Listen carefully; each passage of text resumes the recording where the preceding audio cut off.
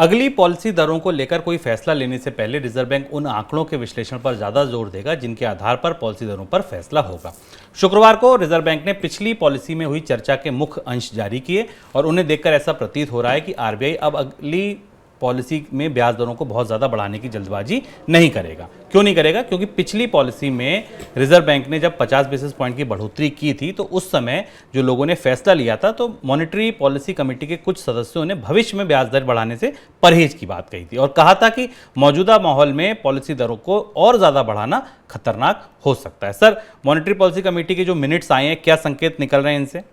Reserve bank की monetary policy committee की meeting के मिनट्स हमारे सामने हैं और उसमें हमें रिजर्व बैंक की ये कमेटी दो हिस्सों में बटी दिखाई देती है।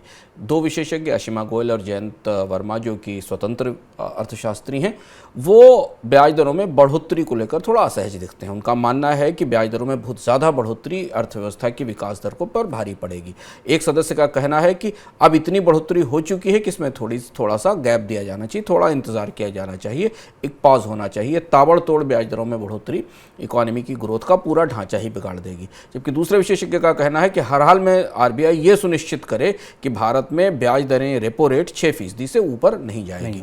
ये इसके कारण आज हमने बॉन्ड यील्ड में थोड़ी बहुत परिवर्तन भी देखा और बाजार में ऐसी चर्चाएं शुरू हुई कि क्या मॉनेटरी पॉलिसी कमेटी आने वाले अपनी बैठक में, दिसंबर की बैठक में थोड़ा ठहर सकती है या थोड़ा कम बढ़ोतरी कर सकती।